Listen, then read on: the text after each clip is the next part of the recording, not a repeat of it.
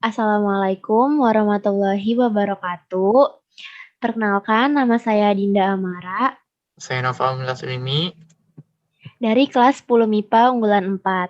Di sini kami akan mempresentasikan materi logika dan pemrograman. Yang pertama, ada pengertian algoritma. Algoritma secara singkat dapat didefinisikan sebagai langkah-langkah sistematis dan logis dalam menyelesaikan suatu masalah.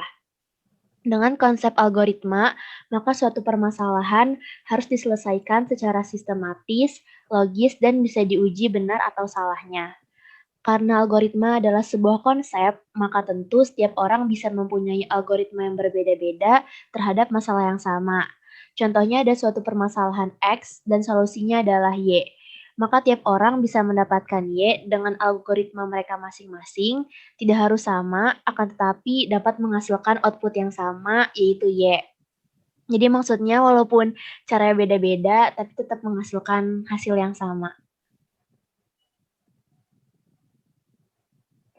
Jadi definisi dari pemrograman adalah proses membuat suatu program dengan algoritma plus bahasa pemrograman. Sebuah software hanya bisa terwujud jika dibuat dengan algoritma dan bahasa pemrograman. Bahasa pemrograman yang sering digunakan yaitu HTML, JavaScript, dan CSS. Berikutnya ada ciri-ciri algoritma. Yang pertama ada finiteness atau keterbatasan. Maksudnya adalah algoritma harus berakhir setelah mengerjakan sejumlah langkah proses. Yang kedua ada definiteness atau kepastian. Setiap langkah harus didefinisikan secara tepat dan tidak berarti ganda. Yang ketiga ada input atau masukan. Algoritma memiliki 0 atau lebih data masukan input. Yang keempat ada output atau keluaran. Algoritma mempunyai 0 atau lebih hasil keluaran output. Dan yang terakhir ada effectiveness atau efektivitas. Maksudnya adalah algoritma harus sangkil atau efektif. Langkah-langkah algoritma dikerjakan dalam waktu yang wajar. Berikutnya ada sifat-sifat algoritma. Yang pertama adalah tidak menggunakan simbol atau sintaks dari suatu bahasa pemrograman tertentu. Yang kedua, tidak tergantung pada suatu bahasa pemrograman tertentu. Yang ketiga, algoritma dapat digunakan untuk mempresentasikan suatu urutan kejadian secara logis dan dapat diterapkan di semua kejadian sehari-hari.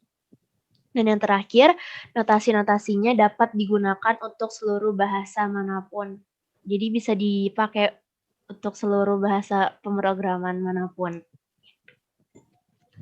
Selanjutnya ada struktur dasar algoritma. Yang pertama ada runtunan atau sequence.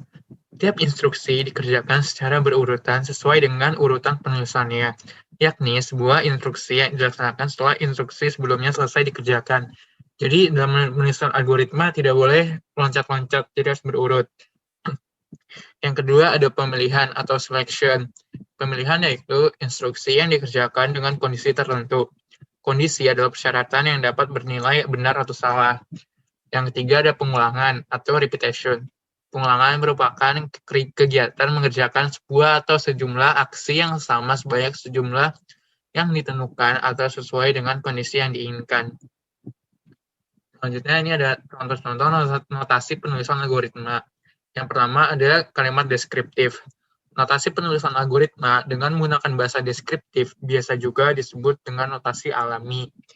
Dilakukan dengan cara menuliskan instruksi-instruksi yang diharuskan dilaksanakan dalam bentuk untaian kalimat deskriptif dengan menggunakan bahasa yang jelas. Dasar dari notasi bahasa deskriptif adalah bahasa Inggris, namun dapat dimodifikasi dengan bahasa sehari-hari, termasuk bahasa Indonesia. Pada dasarnya, teks algoritma dengan bahasa deskriptif disusun oleh 3 bagian utama. Itu bagian judul, yang itu di sini algoritma luas lingkaran judulnya.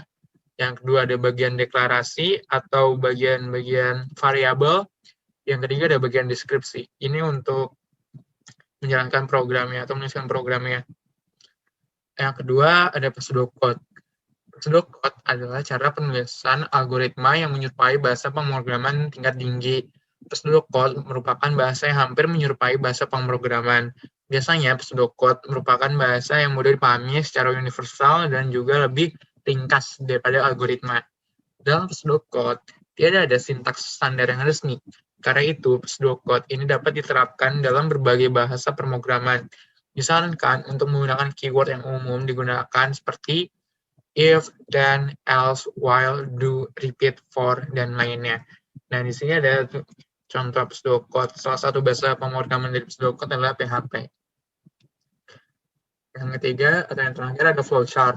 Flowchart adalah cara penulisan algoritma dengan menggunakan notasi grafis. Flowchart merupakan gambar atau bagan yang memperlihatkan urutan atau langkah-langkah dari suatu program dan hubungan antar proses beserta pernyataannya. Gambar ini dinyatakan dengan simbol. Dengan demikian, setiap simbol menggambarkan proses-proses tertentu. Jadi sebelum kita membuat program, kita tuh harus membuat roadmaps atau jalannya program ini mau kemana dengan menggunakan flowchart. Nah, di sini ada contoh-contoh simbol flowchart dan artinya, dan ini contoh flowchart. Sekian dari kami, kurang lebihnya mohon maaf. Terima kasih. Wassalamualaikum warahmatullahi wabarakatuh.